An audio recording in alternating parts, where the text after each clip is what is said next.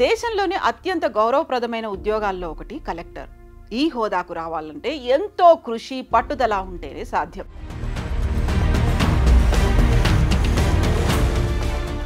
Collector అంటే ప్రభుత్వం తరఫున సేవ అందించడమే కాదు, ప్రజలకు జవాబుదారీతనంగా కూడా వ్యవహరిస్తుంటారు.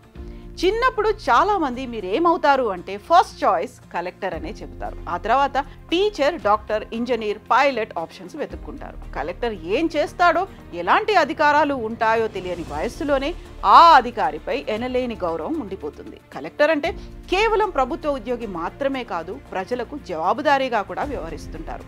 కానీ పెద్దయ్యాక చాలా తక్కువ మంది మాత్రమే కలెక్టర్స్ అవుతుంటారు. ఎంతో అకుంఠిత దీక్ష, పట్టుదల ఉంటేనే యూపీఎస్పీ క్రాక్ చేయగలుగుతారు. ఐఏఎస్, ఐపీఎస్ సాధించడం అంటే ఓ తపస్సు లాంటిదేనని చెప్పొచ్చు. అంత ఉన్నతమైన పదవిలో ఉండాల్సిన మహిళా ట్రైనీ కలెక్టర్ అత్యుత్సాహం వల్ల చివరకు డిమోషన్ పొందింది.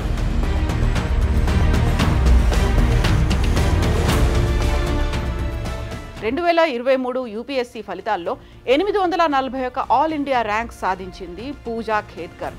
ఆమె ప్రస్తుతం ట్రైనీ కలెక్టర్గా వ్యవహరిస్తోంది. అయితే ఆమె చేసిన ఓ తప్పు విమర్శల పాలు కావడంతో రాష్ట్ర ప్రభుత్వమే చర్యలు తీసుకోవాల్సి వచ్చింది.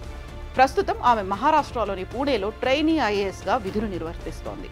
ప్రస్తుతం ప్రొబేషన్ పీరియడ్ నడుస్తోంది. ఆమె అధికార దుర్వినియోగానికి పాల్పడింది. పూజ తనకు ప్రత్యేక అధికారాలు కావాలంటూ కలెక్టర్ కార్యాలయానికి లేఖ రాసింది. దీంతో విమర్శల పాలైంది. తన ప్రైవేట్ ఆడి కారుకు రెడ్ అండ్ బ్లూ లైట్ వినియోగించడంతో పాటుగా వీఐపీ నెంబర్ ప్లేట్ ఏర్పాటు చేసుకుని దానిపై మహారాష్ట్ర ప్రభుత్వం అనే బోర్డును కూడా అమర్చుకుంది. అంతేకాదు, కోరికల చిట్టా కూడా విప్పింది. అనుమతి లేని డిమాండ్లు చేసింది.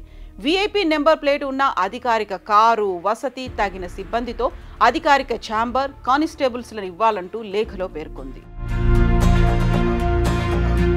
పూజ అక్కడితో ఆగితే అయిపోయేది. కానీ అదనపు కలెక్టర్ అజయ్ మోర్ లేని సమయంలో ఆ ఛాంబర్ కూడా ఆక్రమించి తన పేరుతో బోర్డు పెట్టుకుంది. అదనపు కలెక్టర్ ముందస్తు అనుమతి లేకుండా కుర్చీలు, సోఫాలు, టేబుల్ సహా అన్ని మెటీరియల్స్ తొలగించింది. అనంతరం తన పేరు మీద letter head, visiting card, paper weight, name plate, రాజముద్ర, ఇంటర్కామ్ అందించాలని రెవెన్యూ అసిస్టెంట్కు ఆదేశాలు జారీ చేసింది. అంతేనా, పూజా తండ్రి రిటైర్డ్ అడ్మినిస్ట్రేటివ్ అధికారి సైతం తన కూతురు డిమాండ్లు నెరవేర్చాలంటూ ఒత్తిడి తెచ్చారు. చివరకు ఆమె డిమాండ్లు తట్టుకోలేక పూణే కలెక్టర్ సుహాస్ దివాసే రాష్ట్ర ప్రధాన కార్యదర్శికి లేఖ రాశారు.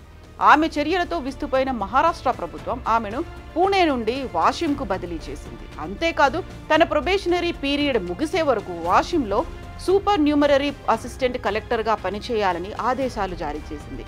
మిగిలిన ప్రొబేషనరీ పీరియడ్ అంతా ఆ బాధ్యతల్లోనే కొనసాగాలని పేర్కొంది.